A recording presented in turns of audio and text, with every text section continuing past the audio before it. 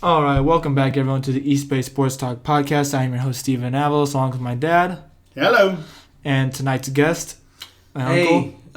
Philip. First, I want to say what an honor it is that you're going to take 2 hours to interview me and talk about my life, and I think that's pretty great. I'm not going to disappoint the listeners. That's in the next podcast.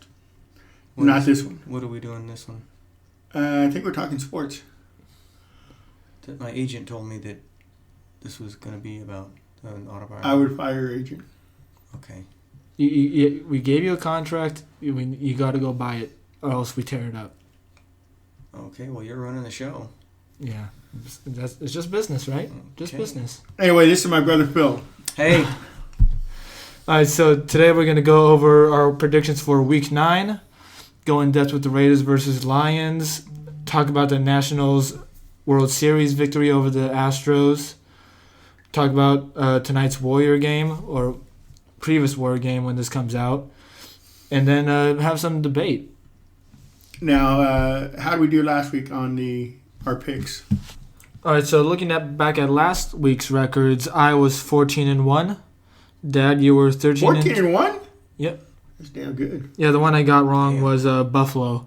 Actually, we both got that one wrong. Buffalo and Eagles. And you got 2 wrong, so you 13-2. The other one you got wrong was Oakland. You chose Oakland over Houston. And then Uncle Joey also got 14-1. Wow. Yeah. But that is straight up. Yeah. No points, yeah. Yeah. What'd you call it? Yeah, the one that helped him out was Philadelphia. You and I chose Buffalo, and Joey chose Philadelphia. Yeah, that was a good pick of his. Yeah, the one he got wrong was Chicago. All right, so go down to the first game here. So the first game already went by, the Niners against Cardinals. Yeah, that looked like a pretty easy win for the Niners right there. Arizona did make it closer in the end, but couldn't muster up a victory against them. Garoppolo looks a lot better than I was expecting in that game. Threw for 4 touchdowns. It's really impressive because I remember when the Niners first signed him, I was thinking oh my goodness, yeah, he seems good, but when they signed him to a gigantic contract, it's man. After how many games? 6. 6 games, yeah. But they're 8-0 now at this point. Of course, I wouldn't say it's all because of Garoppolo. That defense has a lot to contribute to how good that team is right now. Oh, yeah. And the Cardinals, Kyler Murray's still growing a lot. I think it'll be okay throughout the rest of the year, but they're not really in it to win it right now. No, I think we would have all picked the Niners. Phil, you got the Niners? Yeah, I would have picked the Niners. I think the only reason why I would have picked Arizona is because the last 3 years San Francisco has stunk up. They've played down to Arizona's level, and they've gotten beat. But I think this was a great game for Garoppolo because the game was pretty much put in his hands towards the end. And it's tough. You still have to take in consideration him coming off the injury, and it's going to take him at least, this is 8 games, so half of the season to get an idea of where he's at. And I think this game pretty much proved it. What was the spread on it? Let me go check that right now. But another concern for them will be Kittle. Kittle seemed pretty banged up after the game, and now the rest of the season is pretty questionable.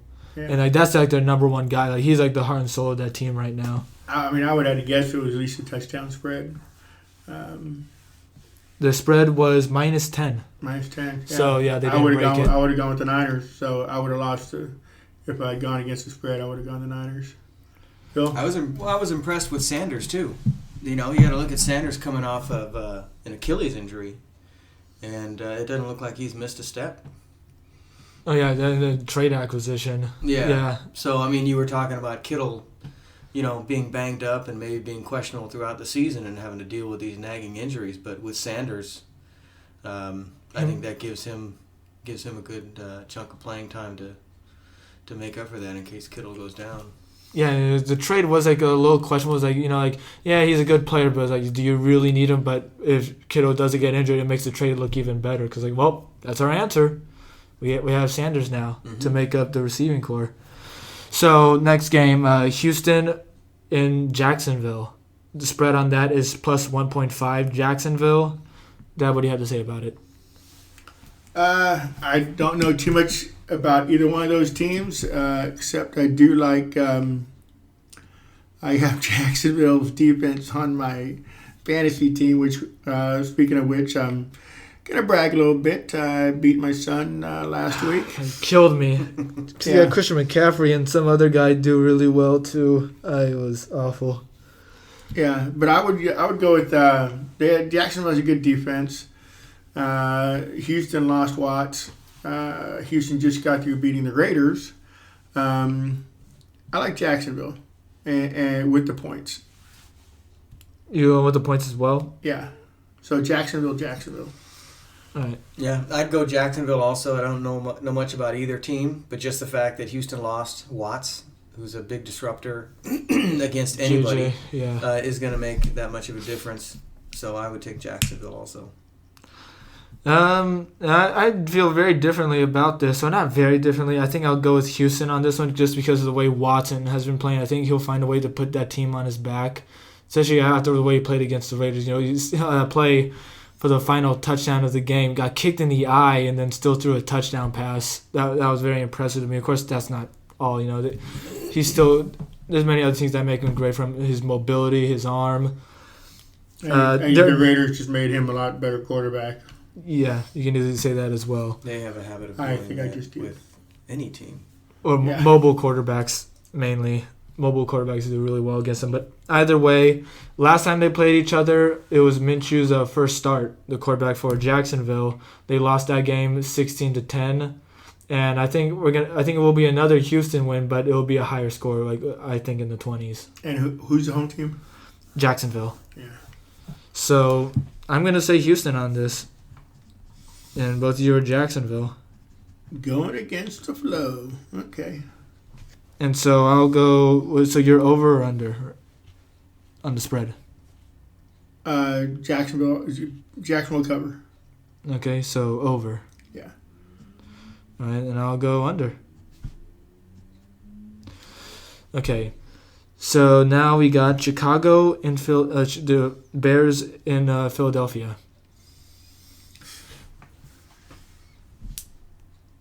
Okay. You're up, Dad. Me, okay. As he points at me and gives me an evil look.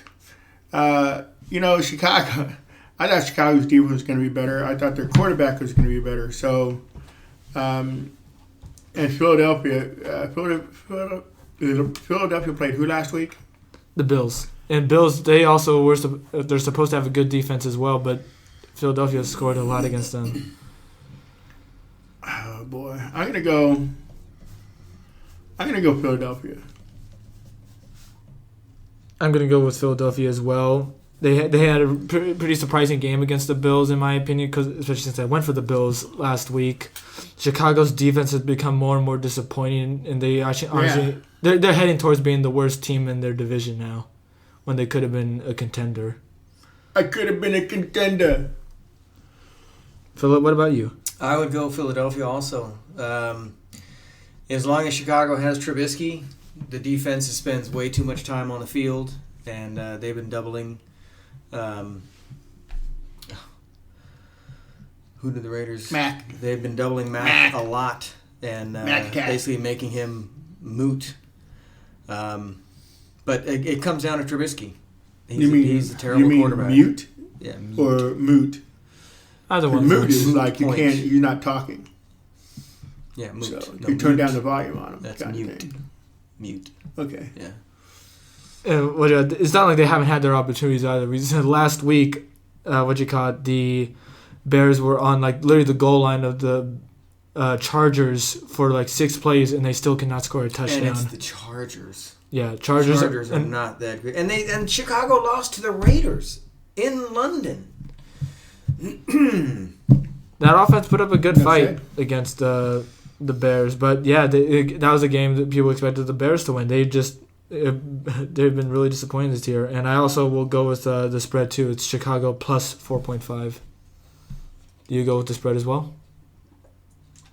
I'm gonna go Philly. Yeah. So Philly. All right. Yeah. Spread. Mm-hmm. All right. So much phone going off. Next up, we got the Indianapolis Colts against Pittsburgh. What do you want to say about that? I liked Indianapolis last week, and I lost that one. No, they won. Oh, I won that one. Yes. I We know what, won I that know what one. I'm talking about. I'm smart. Although it was a much closer game than it should have been. They were playing the Broncos and won by 2 points. Yeah. In the last minute. Flacco, yeah. Flacco did a lot better than I thought he was. It wasn't really a high-scoring game either. No. But what you And call it? who are they playing? In Pittsburgh? Yeah. In Pittsburgh, they're running on their second string quarterback.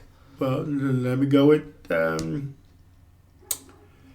Jacksonville, Indianapolis. Indianapolis, and they're -1. So for me, I would say they're going to easily cover that spread. That was a bit of an iffy game for the Indianapolis Colts defense, but I think they'll be able to easily pick that back up against the Steelers, even though the Steelers do have better. No, they don't really have that much of a better defense than the Broncos have, but I just think they'll have a better game. Quarterbacks are going down this year. Yeah. But Brissett, I probably mentioned it last week, with how much he's had to do with what's the word I'm trying to look for? Sudden. Things that came so sudden to him with Andrew Luck retiring. He's done really good. So I'm What going do to you go think, with... Phil? Well, he just mentioned as far as Andrew Luck retiring, I think that was a big motivation factor for Indianapolis as a team to show that they could play without Luck and prove a lot of naysayers that just because Luck is gone that they're just going to fall off the map. So you're saying they don't need luck to win? Although you know what, there have been some rumors that he's possibly going to take a year off and come back next year. Oh, yeah, Uncle Joey said that too. I don't think that's going to happen because he had money from his family before he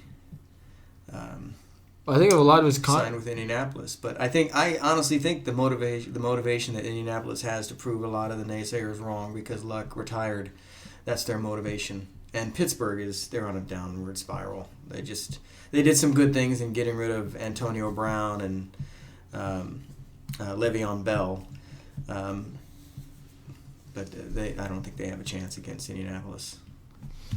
So you can go with Indianapolis over or under the spread, which is -1. Over. And next up, we got the New York Jets. They'll be playing the Miami Dolphins in Miami. I can couple smell winners there. I can smell that one from here. I scraped the jet off the bottom of my shoe last time Anyway. I'm going to go Jets. I don't think Dolphins want to win. They start off strong, but then it's like I think in the huddle they go, do you really want to win? And, they jumped up 14 points on Pittsburgh. Yeah. And, a lot of people were going, oh, my God, this is first quarter they got 14 points, but then reality sets in, and, Pittsburgh isn't any big shakes, but, it does make you wonder if at some point the coach goes, okay, let's turn it off. Let's go ahead and play for the you guys earned your first pay round this draft week. pick. You can shut it off. Let's wait for Tua. That's the quarterback for Alabama that people say they're trying to go for.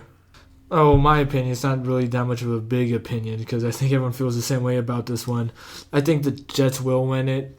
Like you said, Miami doesn't really want to win anything at this point. Jets will probably win by, I say, a couple touchdowns. I think they'll have a decent game. Darnold will probably play better than he usually does and hopefully not see ghosts on the field, as he said before. Yeah, Donald he took a whole bunch of steps back the last couple of weeks. And they are playing Miami, who doesn't have the desire to win, but yeah, I think they'll cover. Jets will cover, for sure. What's the spread? +3 Miami. +3. So, Just to go against the grain, I'm going to go Miami. What? I think this will be their first win. You got two teams that aren't that great, and you guys had a discussion last week about two bad teams playing and whether it would be entertaining to watch.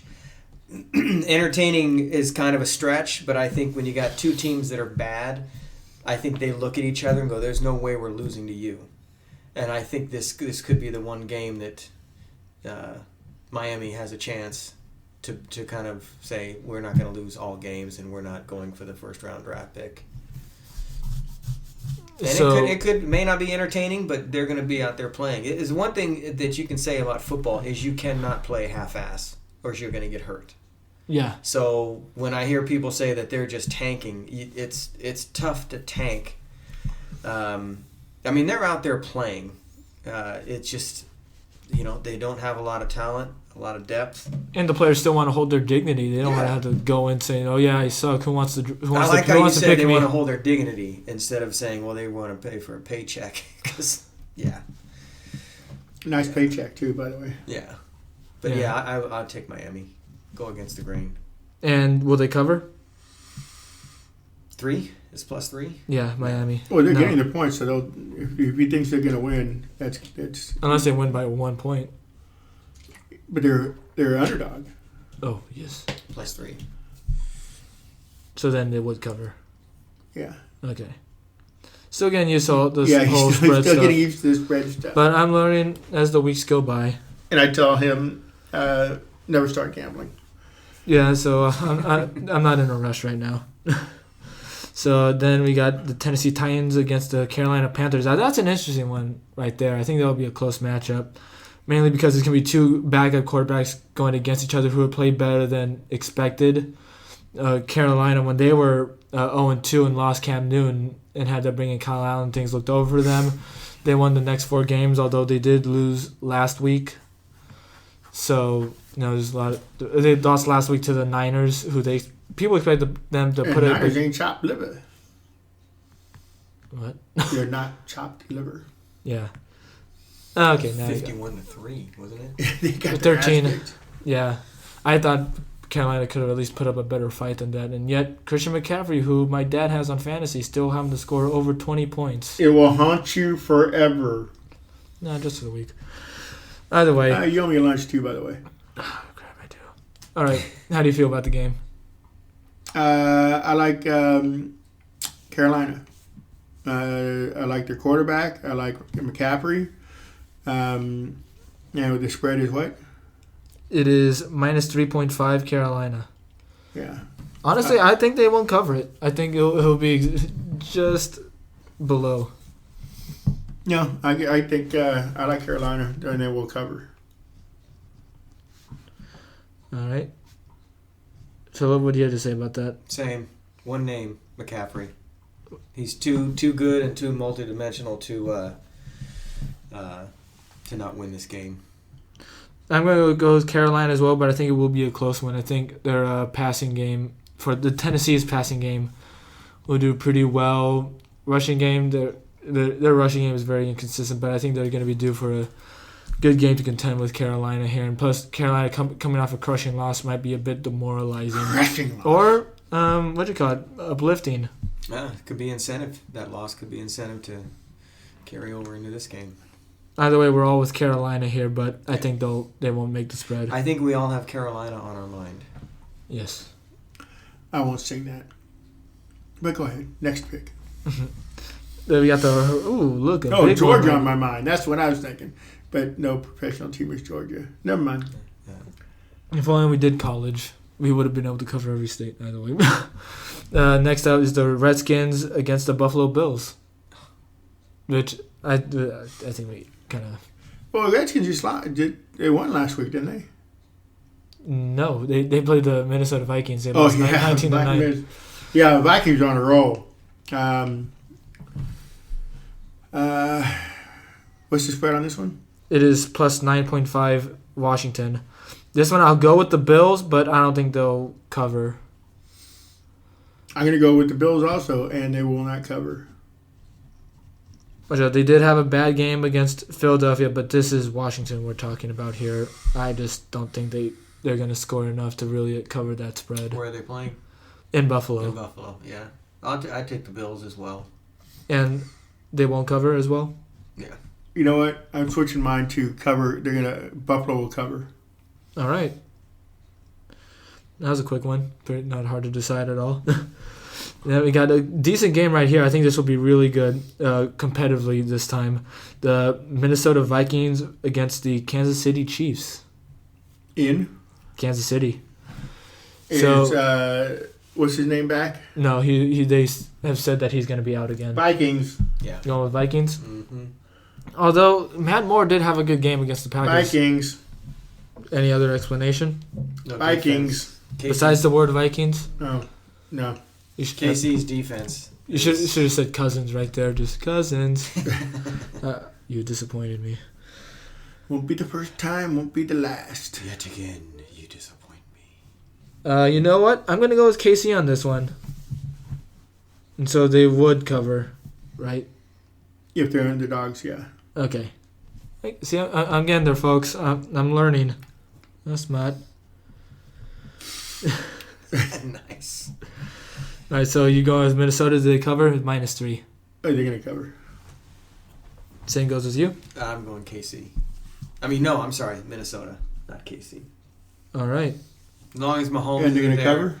Yeah, I mean, their home field advantage doesn't really matter anymore if they don't have Mahomes. Yeah, KC's It's defense isn't all that good. And to Moore begin is with. he's just limited. He came through. He actually made some really good passes and played a decent game last week. But Mahomes is just he's got more tricks up his sleeve.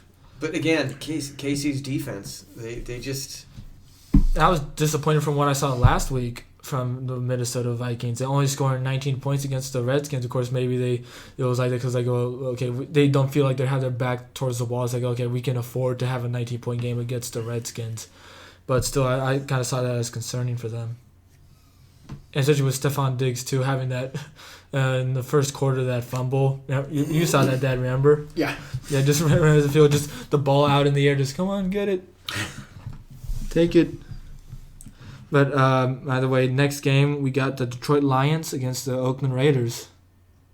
Yeah. Indeed. No, at home. Finally. A home game. Holy Toledo. 6 weeks since they've been at home. Boy, NFL. I like the Raiders. And what the spread is? +2 Detroit. And Stafford, he's He's having a great year, actually. I looked at the stats. He's ranked within like the top 3 of like multiple stats going on, good stats of course as well. Yeah, but I'm still gonna go with the Raiders. So you go with the I Raiders. have a hard time going against the Raiders, folks. I'm sorry. Born and raised Oakland. Yeah, I'm gonna go with the Raiders. Hometown heroes. All right, and I always I love the Raiders as well, and even then like I'll still like if I feel like they're gonna lose, I'll say last week I picked Houston, even in a game that Traitor. individually I still felt good for them. I just didn't think they had enough, which is what ended up happening. They didn't have All they needed enough. was a first down. Couldn't get a damn first down. Or a stop, really, Stop or a first down. because You needed Last week- either one. they needed. They only had 3 drives in the second half. Only 3. That defense just couldn't get off the field, and the Raiders lost to a game, the type of game that they go by, dominating time of possession. It happened to them, and it showed. Houston did not punt in the second half. No, they weren't stopped once. They always scored. And what sucked about it too, which made time go by so much more, was the third downs. They got the third down, but they just cannot convert no matter how many yards. Didn't their second half play pretty much carry over this year from last year? Last year, weren't the Raiders a terrible second half team? Yeah, they have had some good play in the fourth quarter, until but Gruden is able, Mr. Guru coach is able to fix Guru. that. I'm going to take Detroit. Taking Put me Detroit? down for Detroit. Traitor. Yeah. That's okay. Steven's got some of my shirts, and you guys have beer glasses, so it's okay. I'm going with Oakland. And to mention about the bad play, I put a lot of that on the defensive coordinator, Paul Guenther, because he's the one that he calls the plays as they happen. And if you look at DeAndre Hopkins, 8 of his 11 receptions from last week were against a linebacker covering him. I don't know what Guenther was thinking by having a linebacker cover a wide receiver, especially one like DeAndre Hopkins, who's by far one of the best players in the NFL right now. Yeah, you got to make changes. He didn't. And it beat them up. So, you know what? And I'll go back to my theory of that I think Gruden is holding back. Maybe the defensive coordinator is holding back until they get to Vegas. I don't think the defensive coordinator makes it to Vegas. But either way, I'm going to go with Oakland on this one. You know, Stafford is having a great year, but I think his lack of mobility compared to other quarterbacks is what's going to hurt him in the end. Because the Raiders' defensive line, while it's still subpar, it is so much better than last year. I think Mayo will get a sack or two against Stafford. And guess what? Mayowa has 5.5 sacks. Guess who also has 5.5 sacks? Mac. I'm not saying he is Khalil Mack, but it is nice to have someone that has just as many sacks, an individual player instead of Mac out-sacking the entire team like last year. Yeah, I'm going with Oakland on this one. I think. Yeah, what was the spread? +2 Detroit. Yeah. Yeah, I just think Carr's been on a roll in the last 4 weeks. They'll be happy to be back home. Oh. I think that will play a big factor as well, and Detroit will be on the road for the first time in a while as well. Yeah, Carr's going to have to get used to, or take advantage, I should say, of a home team, because when they get to Vegas, that will no longer exist. The home field advantage will not exist. I agree. Take it while you can. So next up, we got the Tampa Bay Buccaneers against the Seattle Seahawks in Seattle. The spread on that one is +6 Tampa Bay. I like Seattle. They're playing in Seattle, right? Mm-hmm. Yes. Yeah, I like Seattle. Good defense. Actually, I like Wilson. Enough said. I am going with Seattle, but I actually will disagree with the whole defense part. Their defense has been very sloppy this year, especially since they've lost so many players from the Legion of Boom. The defense isn't the same, but I don't think that will matter against Tampa Bay. James Winston's going to find a way to throw 2 or 3 picks. And so 2 or 3 picks? Yeah. Okay. Yeah. Jameis Winston's a coin toss. I know. I mean, you know. I was calling wishy-washy last week. Yeah, I mean, take your pick. It's heads or tails. You don't know what you're going to get, but Wilson's having a good year, and I think he'd be up there for MVP if he keeps doing what he's doing. Yeah, totally. I'm going to switch up. I say Seahawks will win the game. But they don't Tampa cover. Bay will cover. Yeah. All right. Now we got the Cleveland Browns against the Denver Broncos in Denver. What I want to say about this game, I think this will be a big game for Baker Mayfield right here. I'm not saying it's going to be a good game, but what's at stake for him? It's going to be really high. 100% agree. I think it's going to be a walk in the park for Cleveland. I think it has to be a walk in the. What's wrong with my speech right there?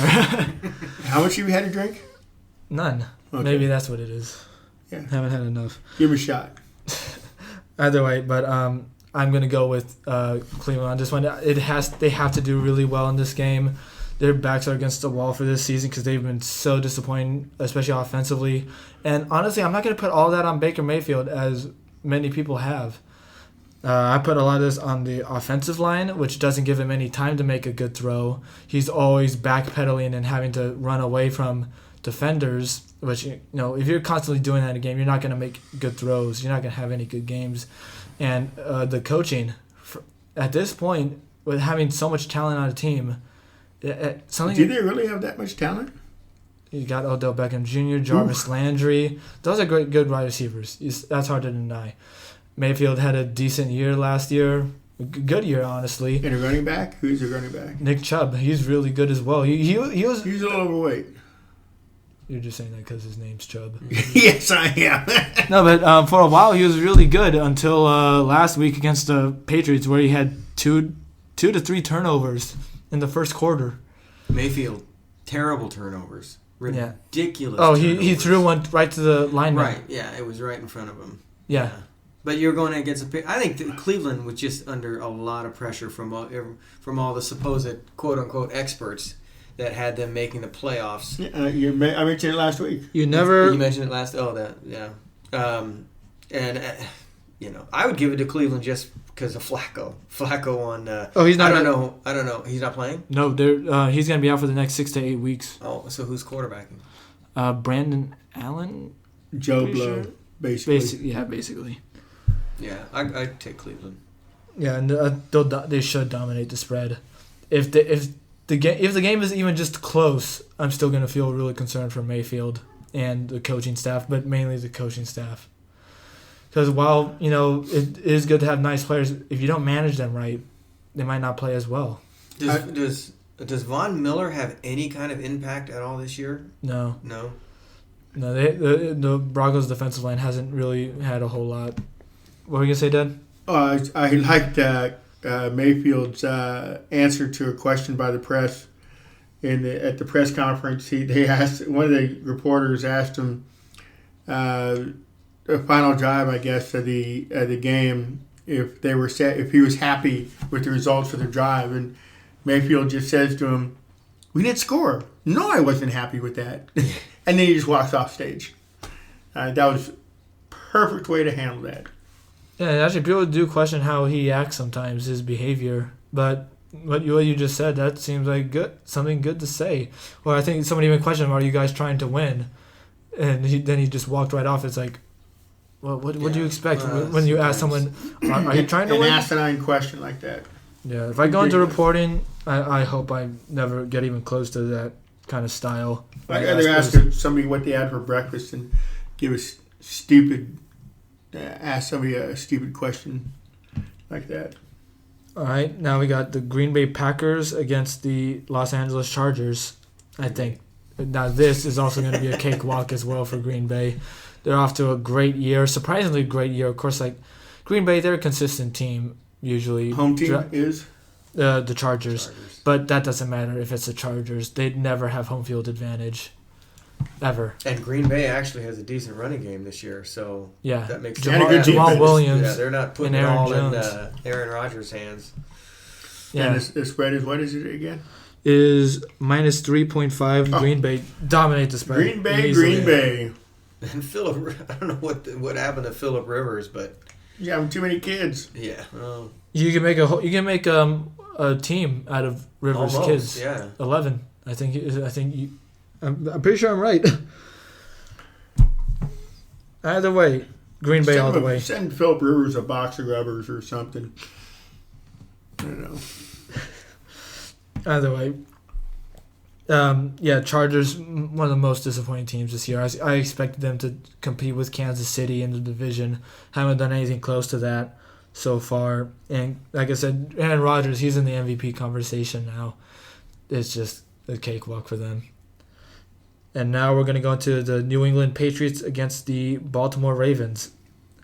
Now this game is going to be interesting. It's going to be a big test for Lamar Jackson because the style that he plays with, where he tries to share between passing and running, in the first couple of weeks, people thought like, oh, he's not going to be a running back anymore. He can pass.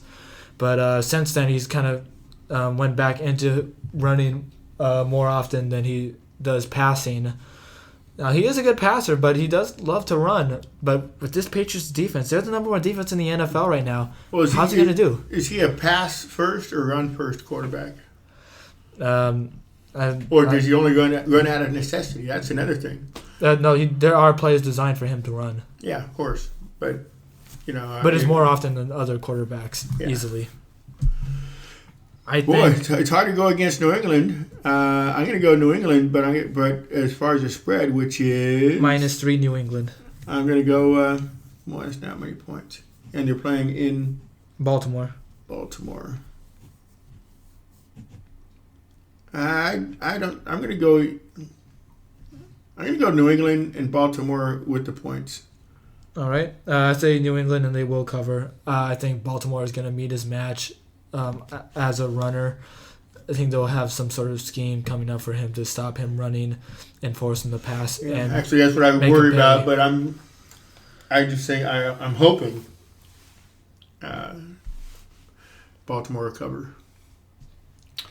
I'm going to go with the 2020 Super Bowl champion New England Patriots. They're just a well-oiled machine that it's almost unfair. You've had Brady and Belichick together for all these years.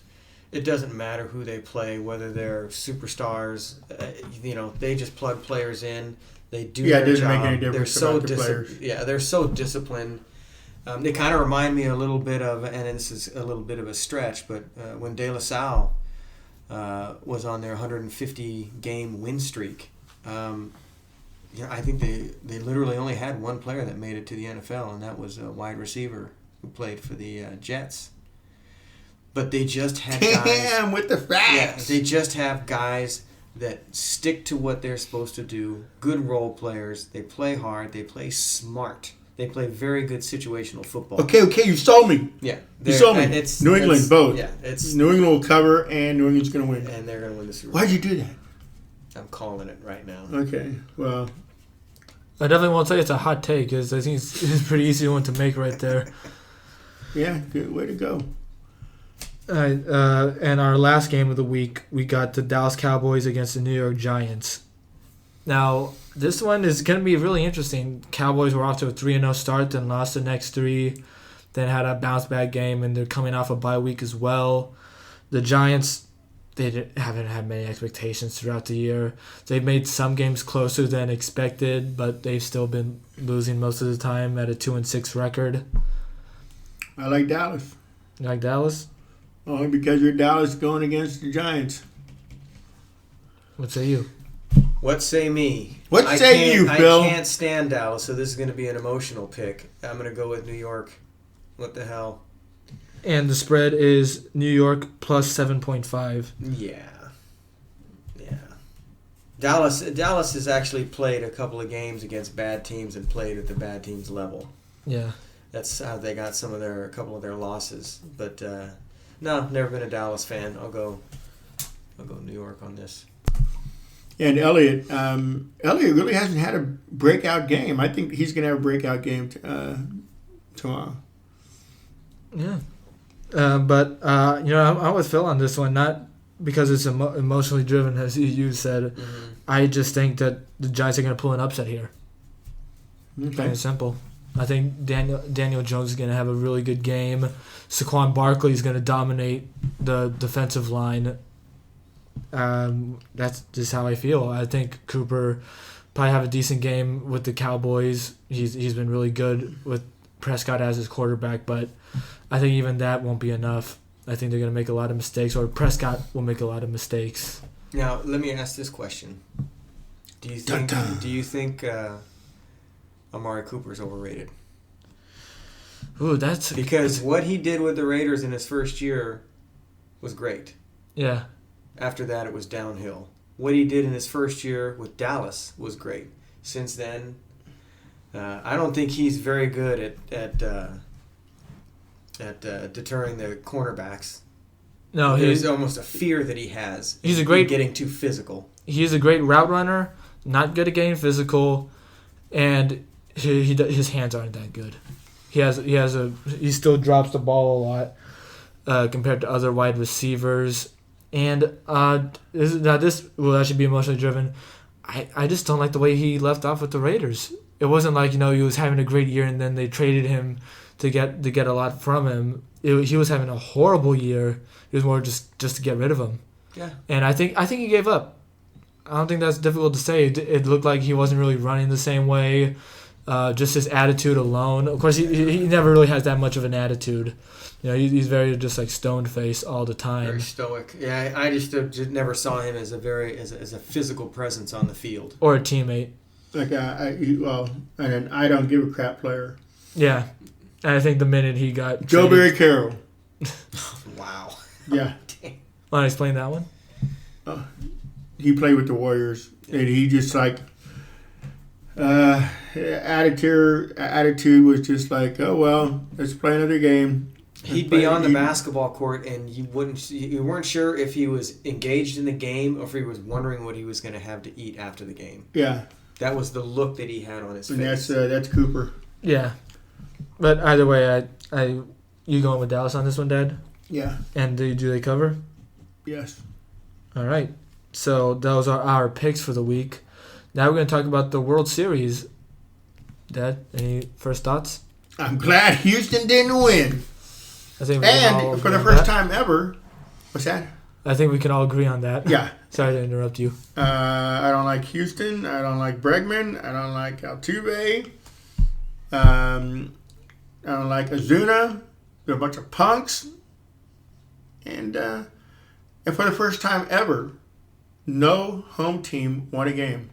Yeah. And this is for any sport, not just baseball, just any Yeah, sport in a any playoff sport. series. Exactly. Well, this last year's finals, NBA Finals, was the case, wasn't it?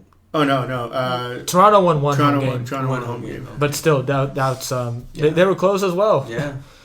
No, what you call it? I'm so glad that the Houston Astros lost. This topic will be much more emotionally driven, even whether or not I want it to be or not. I'm just so glad that they lost. I feel really happy for the Nationals, especially for Sean Doolittle and Kurt Suzuki, former Athletics. They'll finally get a ring. I'm really happy for them. Now, will they go to the White House? I'm not sure about Doolittle Suzuki. will not. Yeah. He already wrote a statement. I could look for that statement right now as you guys can talk. I actually wanted Houston to win, and the only reason why I wanted Houston to win was because they're representing the AL West, which is obviously the division that the A's are in.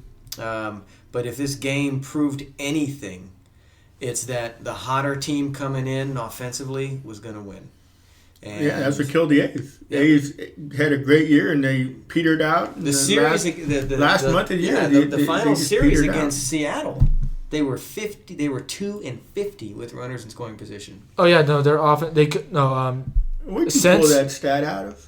Since their last You want to know? Yeah.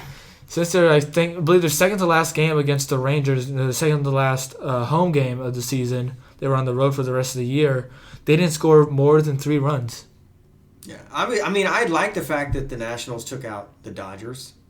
They were kind of the Cinderella story. I don't remember the name of the player who hit the grand slam. I didn't hear much from him the rest of the series, but I liked Houston.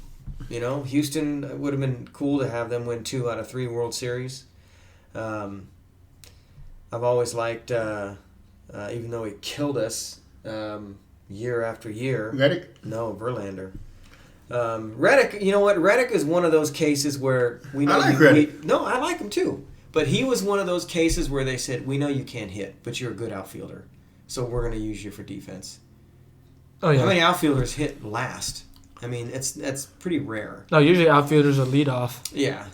And I was going to say, Reddick was one of these guys who, when the player gets interviewed, the announcers or whoever is interviewing the player will say, "Hey, stick around if you want. If you're not doing nothing," and they never do. Reddick, when he was at a promotion at some kind of bar in Walnut Creek, he stayed on for another half hour. Yeah. He would have stayed on longer than that if the show went longer. I don't think he wanted to leave Oakland. I think he loved the fans. Loved the team. I think he liked his dual personality of being the Spider-Man. I have that bobblehead. Yeah. But no, I wanted Houston to win. That's my take on the series. For me, I had a feeling that Houston was going to win. I could easily see the Nationals playing an upset, which they ended up doing. What you got? Verlander got struck again by his World Series woes. He was 0-2. Kershaw. Yeah. Another The curse of Kershaw. Yeah, passed it on to him now. He just didn't play well. And one of the biggest losers in this... I got to admit, though, he, for a pitcher, throws it off his foot better than any other pitcher I've seen. And I'm referring to the play where he fell on his ass and threw the ball against his foot. Yes. Well, he did play soccer when he was a kid, so... It was serious. very good attempt. No, but what you call it? Strasburg and Scherzer, they were really good in this series. Scherzer's a stud, man. Yeah, I thought it was an insult that they were comparing kind of Scherzer Scherzer's heroics to that of Kurt Schilling with the bloody sock. I mean, no, it wasn't the same thing. What Scherzer had gone through, the guy couldn't raise his arm above his shoulder. It was tough for him to straighten his neck. The guy got an injection. He saw a chiropractor, and he's out there pitching Game 7. That's a stud. You know, Schilling did what he did, but they're both two separate things. And plus, I can't stand Schilling's guts, so that's probably why I thought it was an insult. Actually, from what I understood, the trainer, he had the trainer, and his name was Mick Wilson. He actually did the line from Rocky, "Cut me, Mick, cut me." But he was referring to not his eye, but his ankle. That's the rumor. You're joking, right? Yes. Okay. Yes. Just had to make sure for the people listening. Either way, the biggest performance to me, I think propelled Strasburg to win MVP for the series was his 8 1/3 inning performance in Game 6 to keep them in the series. That was just amazing how he pitched against such a good roster. And yes. We were talking about the 8 1/3 innings. You wanted him to keep going. Yeah, I just wanted him to finish the game. That was it. I think just to save the whole bullpen, save Sean Doolittle's arm. Would you have wanted him to come out to pitch in Game 7 if necessary? I don't know if he would have been able to, even if they took him. I think if that was in their plan to have him for Game 7, he would have been taken out earlier. He wouldn't even go into the ninth. Maybe they just wanted to get that one right-hander out. Just one player? Yeah. You know, it's always good to start off an inning getting it out as opposed to, no outs, first and second, no outs, second and third, whatever. Get that first out. Then you build from there. Anyway, it's a reach, I know. Either way, the biggest loser to me in this series, at least for Game 7, was A.J. Hinch. That decision he made to take out Greinke at 80 pitches with a 2-1 lead and not put in Garrett Cole. That was really shocking to me. And that bit him in the end. Yeah, but you never know. The Nationals have been doing that all playoffs. They've been coming back and they've been ripping anybody that pitches for the opposing team. They did that against the Dodgers. I don't think it would have made a difference. Yeah, they ended up being 5-0 in elimination games. In all games, they were behind in them. Breaking news as well. Strasburg has chosen to become a free agent. Yeah, he's going to opt out of his 4-year and $100 million that remains on his contract. I don't really know. Greener grass. Yeah, you got my ring. I can go now. Yeah, and that I don't dig that at all. I mean, and it's also the Durant thing. Kind of, in my opinion, it strikes a chord with me. And I understand players that want to risk losing. They're on a winning team. They just won the World Series. Why would you want to take a risk? Money only gets you so far. But it's not even that anymore. Now players want to play with their buddies. That was proven when Durant went to the Nets. It had nothing to do with whether he was going to win or not. He wanted to play with Kyrie. And Anthony Davis going to the Lakers to join LeBron. I've heard enough interviews with Durant. He thinks a hell of a lot of Kyrie Irving. I don't. I think Kyrie Irving is overrated. I think he's a punk. What he did with the Cavaliers. He's got good handles, but he's not a good teammate. Well, look what he did with Boston. Oh, he totally stabbed him in the back. He said, yeah. I'm going to stay here for as long as I can." But after 2 years, Durant went to the Warriors. He got his rings, and he's leaving. And I don't care what anybody says. It was a chicken shit move. As far as the loyalty thing, I don't think he truly appreciated what Curry did. And honestly, if Klay doesn't get hurt, and this has been said many times before, even by some of the quote-unquote experts, if Klay doesn't get hurt, they beat Toronto. They proved in a number of playoff games. And remember the first year that they got Durant. I don't know, we're kind of getting off topic. But the first year the Warriors got Durant, and Durant got injured,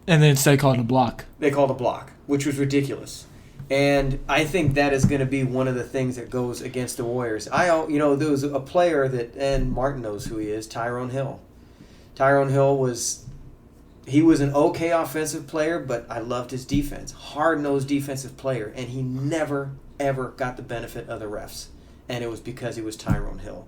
He was really ugly, too. Yeah. I don't know if that has anything to do with anything. He was one of the ugliest players in NBA history. Yeah, I mean, he was so ugly the doctor slapped his mother. That was just how bad that's how ugly he was. Oh, he was ugly. He was gargoyle-ish. Yeah. But, I mean, I think that's one of the other things the Warriors are going to have to deal with is they've got, a bunch of young guys who are practically nobodies except for Stein. I think Stein has the most experience out of all of them, Willie Cauley-Stein. And they're not going to get the benefit of any of the calls. The refs are going to go, you guys are all rookies.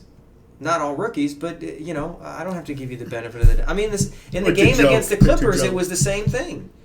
Kawhi Leonard drove to the basket. Marquise Chris, parallel, arms up, didn't move, had great position. Foul. They gave it to Leonard. And that's what I mean by... It shouldn't matter who you are or what your experience is. If you made a good play, it should matter. And we see that all the time in baseball with the strike zone. The strike zone is terrible. Ricky Henderson, I love him to death, but he was probably one of the biggest benefactors of the strike zone. Oh, yeah. Whenever you hear people make the statements like, well, so-and-so's been in the league for a long time. It's about time to get him back. No. A ball's a ball, a strike's a strike. Yeah. A foul's a foul. And a foul is a foul. You can't call it based on who it is. And who was the biggest benefactor of that? LeBron James. Easily. Easily. Harden as well. Harden is the worst. And Westbrook. And for a time... Curry can get run over by a truck, no call. No, they'll call block. Yeah.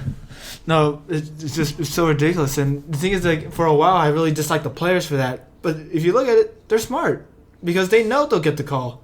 The people we've got to put this on is the refs because they allow it. They're the ones that are in charge of the game. Sure. Their job is to make the game fair. Not call every little nitpicky thing like, I saw him tuck his jersey a little bit. Time to call a foul. It's really screwed over the calls in baseball because it's tough on pitchers who make a perfect pitch and don't get it. Oh, yeah. Now, there are some times when they've made a bad pitch to get called a strike. But for the most part, it's good pitches that get called balls. Oh, yeah. And that's just, considering how important, especially nowadays, the pitch count is. Yeah, he ends up throwing up a lot more pitches, extending the inning. The at-bat. Yeah. And their game, it affects how much they can pitch as well because, the pitch count is really important for them. Yeah, that's one of the first things I go on with starting pitchers is how quickly can you get them out of the game, and pitch count because everything is reliever oriented now. You got to keep the pitch count down, and when he should have been struck out, that might add 10 pitches that inning. Yeah, if they get him out. Yeah, how many times have you heard the announcers actually support the umpire by saying they're calling a high strike? It's not a high strike; it's a strike. Oh no, he's calling the low strike today. He's got to be consistent. It's a strike. Even let's say we're A's fans here. If it's a strike that goes in the favor of the A's, even the announcers will say, "Well, that's not the right call." They'll say, "Oh, well, thank you for that one," but they're still calling it out. It's not like they're saying it's a good call. They're saying, okay, it's a good call for them, but for the game, it's just it's not good in general. Yeah, and I mentioned to Martin while we were off the air. That I think umpires, especially, they want to be a part of the entertainment. They want to be a part of the game, as far as televised. How many times you get a player who doesn't like the call, and all he does is look at the umpire, and how many times has the umpire made himself a part of the game by kicking him out, by making an argument? Umpires and officiating going after the player. Yeah, they're supposed to be. How dare you question me? Yeah, they're supposed to be in the background. background. My authority. Yeah. Respect my authority. I'm not fat, I'm big bone. South Park fans out there. Either way, I thought this would be a magnificent way for us to segue into our debate. And before the topic was going to be, again, unwritten rules, but I wanted to add another topic to that, actually, was officiating. What do we do to change that? Because with the MLB, they're talking about making balls and strikes automatic. Because we could already see them on the TVs. What you have Mark Teixeira, who's a commentator for FS1, I believe, a former baseball player. He says, he believes in having that as well. There's so many times where we can see it on the TV themselves. Mm-hmm. We see what the call is, and yet they still get it wrong. The umpires, the umpire nowadays, you see some of them lining up behind the catcher to the side of home plate. How in the hell does he know an outside or inside pitch if he's not even behind the plate? He's to the side of the plate. And on top of that, how many times do you see these umpires actually fall for the catcher who catches the pitch out of the strike zone and brings it back? That is the worst. It is one of the biggest crimes in baseball that they do that and they get away. And how does an umpire not see an arm move? Sometimes it's as much as 6 inches. And when they call a strike, what are you looking at? And even if you made them reviewable, it shouldn't even take a long time. It's like reviews in tennis, where it just takes a few seconds.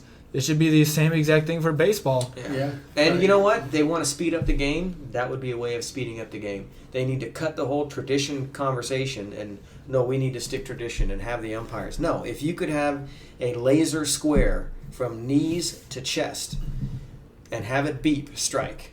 And if it doesn't beep, then it's a ball. Or just how it is on the TV. Just have someone watch that and say, yep, just call it right there. Yeah, put an earplug in the umpire. That's what happened last year in the Atlantic League is they they tested out because that's the league where they so they'll do experiments at times. They had umpire with an AirPod on and someone else in the booth just tell them what to call it. Yeah, I the whole tradition crap I would throw out the window and just say go ahead and do that. It would definitely speed up the game. I think it would definitely speed up the game. Now, and that's one of the things that they've talked about. What would you say would you try to advance the game in any other ways besides the automatic strike calls?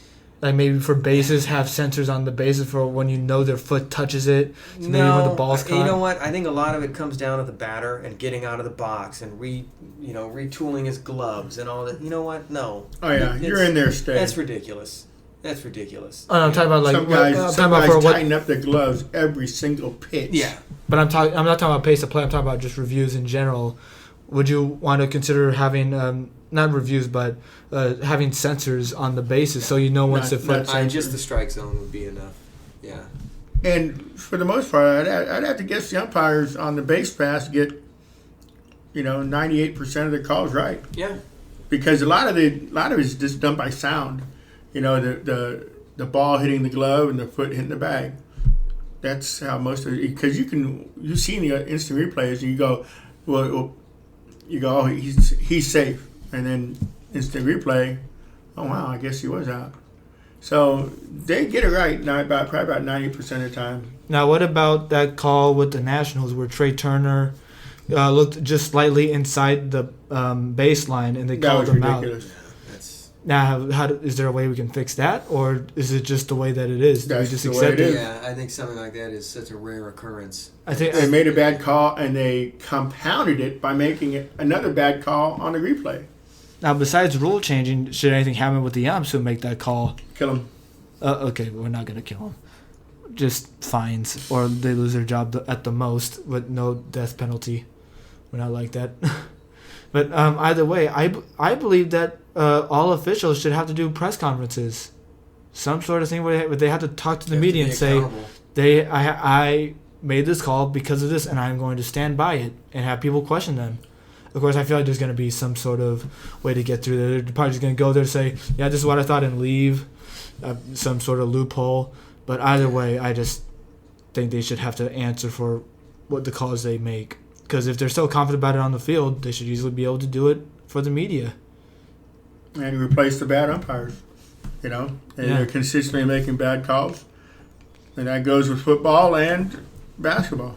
Now, what about with football? We already talked about basketball officiating. We just talked about baseball officiating.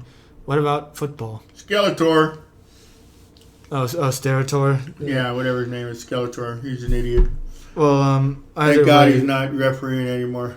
To give more context on that, we're talking about the ref who made the index card call against the Raiders when they played the Cowboys in That 2017. look on his face, that smile, that smirk, like a wipe right off.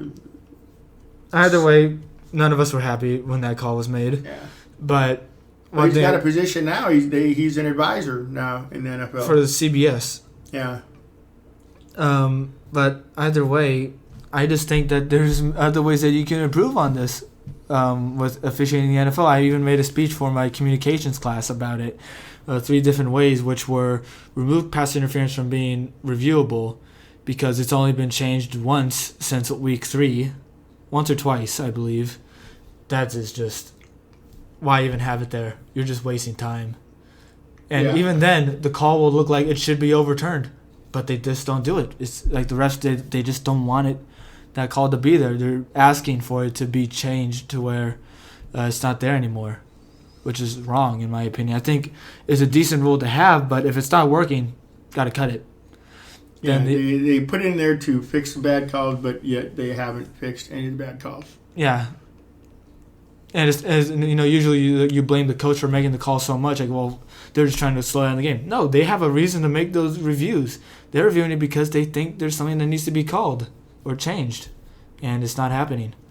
And the next thing was a sky judge. Are either of you familiar with that idea? Yeah, I don't. That won't happen. Well, basically what a sky judge would be is another referee that's in a booth where the camera basically follows the game. And they just make obvious calls. So I'm not talking about pass interference. I'm not talking about holding because those you can always. Pass interference is that can be that's an an obvious call. Yeah, but it could also be really debatable too. But basically, they're just there. The Saints and Vikings game of last year. Yeah, that was not debatable at all. That was such a hack non-call that it was just a joke. Well, it's basically calls that can be changed easily without having to go to the booth, basically. So instead of, the coach or the referee's calling a timeout to look at it in the booth, you just have someone that's already there for the whole game and just say, hey, you got that wrong, or hey, you got that right, and the game goes on. It doesn't mess with the pace. Well, but I also think you made a point about the umpires and having a guy in a booth that calls the balls and strikes and tells the umpire behind the plate. Yeah. Why can't they do that in football? That's what I'm suggesting. Yeah. Just have someone somebody do look and say, you know what? The coach doesn't have to ask. I'm going to tell you right now that was a pass interference. A big game that in its influence that possibly happening is the game a couple weeks ago between the Detroit Lions and the Green Bay Packers, where there's a lot of calls against the Lions that just didn't seem right, especially 2 hands to the face calls against one of their defensive ends, where hands to the face. They said their hands was to someone's face. Clearly, his hands were not on his face at all. It was on his shoulder. Mm-hmm. If you have someone there just to look at it just for a second, you're gonna correct it right there. But it wasn't reviewable. Calls like that. And that probably comes down to the referees as a whole, as a group, going, no, that's not going to happen. We don't make mistakes like that. Which is as arrogant as baseball umpires are right now. Now we can have someone check them for that, or maybe they should be checked anyway. That's gonna if that ever happens, that's gonna be way down the road. If to even discuss it. But one can hope. And either way, another call too was where the Green Bay Packers had 13 men on the field on defense. Against the Green Bay Packers? Nothing. I'm just calling it as it is. Both instances. I'm talking about the same Packers. game. Remember? I said I'm going to talk about the Lions and Packers. Okay. I'm talking about the Lions and Packers. Continue. Okay. Either way, 13 men on the field on defense. And usually when it's a call like that, it's because they were still huddling back to the sideline and the offense snapped the ball in time to where their penalties called. But that wasn't the case. It was 13 men on the field ready to play defense, and they didn't call too many men on the field. If you have someone there just to look at it, you can just call it right there. Yeah, you had 13 men on the field. Penalty. Right there. No time to go to the booth. It's right there. Mm-hmm. And plus it'll cut down on times coaches have to throw the red flag in the first place. If someone calls it right there, they don't have to throw that challenge flag. I don't even know if that's reviewable. Yeah, exactly. It makes things non-reviewable, reviewable in seconds, and it makes even reviewable plays looked at already before the challenge flag even has to hit the field. Makes the game quicker and more efficient. And then the third thing was sensors. You guys might be against that since I already mentioned sensors being involved in baseball. But, talking about the Dallas and Raider game in 2017, what if you just have a sensor for the first down markers and then on the football? There's already sensors on football players and the footballs themselves. That's how we get those next-gen stats, where they say, oh, the football was going this fast, and the player, their speed and all that, their agility, all those statistics. Why not just use that for officiating? Yeah, they were talking about that during the game last week. The advancement we have in technology, that should be, they still have the guys with the sticks and the markers. Mm-hmm. They don't need that anymore. Yeah, especially even then, when they try to make a call, like with maybe on close ones where it's like 3rd and 1 or 4th and 1, there's gonna be a pile up.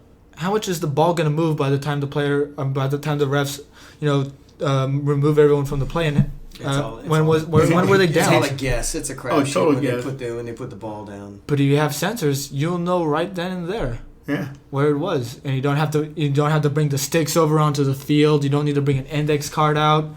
You got it right there. It improves the pace of play. I don't know if they'd go for all that because they won't. Guarantee you the rest would go. That'll be in 20 years. Nothing's gonna be happening. Nothing will change right away. And even then, calls, they're not gonna be perfect. They never will be perfect. But we can at least do what we can to make it better. And lastly, to end things off, my Uncle Philip does have another opinion. Yeah, I wanted to piggyback on a discussion that you guys had last week about baseball and the quote-unquote unwritten rule.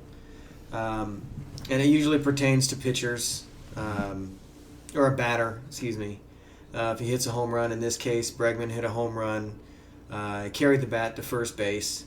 There was talk on the radio when I was listening that if they did not go after Bregman in this game, that it would carry over into spring training, which to me it's stupid. If you know what, I didn't make it a written rule, okay? But to me, if you don't want the guy to carry the bat, then don't give him a hamburger pitch to hit over the wall. I mean, use the example of football. If a receiver goes over the middle and gets rocked, he doesn't go after the cornerback or safety after the play. It's the same with basketball. How many times have we seen Green drive to the hoop, make a basket, get the and one, and flexes? Nobody goes after him or tackles him after it. He goes to the free throw line and he makes his free throw. But somehow baseball has this idea that if you do this and show me up, that I get to do something back. And to me, it's childish. It really is. You know what? If you don't want him to hit a home run, don't give him a hamburger pitch to hit. Yeah. But these guys, these prima donnas, these pitchers, stare down, or the batter stares down, and it's stupid. Run the bases. Okay, the bat, the carrying of the bat was a little much. But if a dude flips a bat and runs around the bases, you know what? As a pitcher, shut the hell up, take the ball, and make sure you get the next guy out. It just the whole unwritten rule thing has been a thorn in my side for years in regards to baseball. It's just the stupidest and most childish thing that I see for a professional sport to have. But baseball has this, and they use it all the time, tradition. Well, there are a lot of traditions that baseball had that were not favorable for the game, and we can go back and talk about that. But anyway, that's what I wanted to say. On the next episode. Yeah. Dad, do you have an opinion on that? No, I totally agree. I totally agree as well. It's just you already took all the words from me. Basically, if you throw a bad pitch, someone hits a home run off of you and shows off a little bit, just move on. Just let the guys have fun. Don't you have fun when you get an out? Let them have fun when they get a good hit on you. And it was something else. There was a game that the A's played where it was against Houston. It was 21 to something. And there was discussion that was being talked about amongst the announcers about when do you stop hitting the ball. Oh, you're talking about the game when they were just killing them. Yeah, when do you stop scoring? And one of the announcers said, "You don't." Yeah. You keep hitting. Well, what the hell is the difference? You're already up by 21 runs. What is the difference whether you decide to say, you know what, I'm just going to swing, let's just end this game? But no, all these announcers to a man said, no, you don't do that. You keep playing. Yeah. Well, what's the difference? That's pouring salt in the wound. I just hit a homer off of you, now I'm going to carry the bat to first base. That's an issue. But running up a score in baseball isn't an issue because all the announcers, oh no, you got to keep playing. No, I mean, I wouldn't have a problem with a mercy rule. Oh, mercy rule. That's an interesting idea. Now, the mercy rule is very debatable right there because I don't believe in the mercy rule. I don't either. I just say keep playing as especially well. since baseball is such a stat-oriented game. And I agree. Keep playing. But in football, if you're ahead and the time is in your favor, what do? You take a knee 3 times. Or just run If the you're ball. up, if you're up that's by the last minute. if you're up by 15 runs and there's 2 outs left, you know what? I'm just going to look at the pitch. I know I'm down 15 runs. I'm just going to look. It's the same thing with a guy who chooses to bunt to break up a no-hitter, and they get on the player that does it. You know what? I want to break up the no-hitter. Yeah, Oh, yeah. at I any could cost. care less Even then, what if you they think. just submit to the out, that it lessens the factor of not lessens the factor, but lessens the impact Of the no-hitter. of the no-hitter. Yeah. Like, well, if you just gave it to me, then I didn't really earn it. Make them earn it. Yeah, who was it? Who was the defensive lineman? They got the sack. That got the sack with Yep. Strahan. Brett Favre. That Yeah, was Strahan. it's his buddy. Come on, I want him to get the record. But they made a big issue out of that, and I mean, I love baseball. I love watching it, but sometimes I think their idea of tradition kind of gets in the way of a lot of things. But either way, you were making me think about something here. So one thing that did make me think of was when Max Scherzer, I believe, nearly had a perfect game. He had 8 2/3 innings. No one's gotten on. Then the next player leans in on a pitch and gets hit. What do you think about that? Because if he leans in purposely, Yeah. then Because, that's- he didn't bother to get out of the way. It was like, it's right here, and you see a little nudge, but they don't call him out or anything. They didn't think it was Yeah. like enough of a lean in to be Who called was- out. Who was the master of that? Was Don Baylor? Was it Don Baylor, the yeah. master? He was the master of getting hit by pitches. And you got hit a couple hundred times. Yeah. And I thought that was like disgraceful. Like, at least bunt. Don't lean into a pitch and get hit and then take away someone's Yeah. perfect game. Yeah, how many perfect games or no hitters have been, 5 runs or more? They're usually low scoring games. So if a pitcher is throwing a no hitter and he's up 2-0, you damn right I'm gonna bunt. I need to get on base. Or 'Cause the getting next away, guy might or jack a getting home away with a run. pitch. Or the thing I'm trying to talk about is leaning in Yeah. on a pitch. What do you think? If he leans in on purpose to break it, you could go, hey, strategically that's a pretty good move. But And it's come up on, to the come on, man. umpire You got a too. bat in your hand. Yeah, If you're gonna do that on purpose, at least do it with some class. yeah, you got a bat on your hand, in your hand. All right. So I think that concludes tonight's episode. I just want to say thank you to Uncle Philip for being here.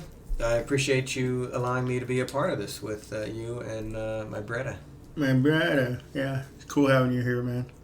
So hopefully this comes out really soon. And we'll do another episode on how we think we did on our predictions and such. Yeah, we realize we haven't actually been very consistent on our release dates of our podcast, but we're all new to this, and we promise to get better, more informed, and more consistent with the day we come out. So we're a work in progress. Just have patience with us. And thanks for listening. Good night.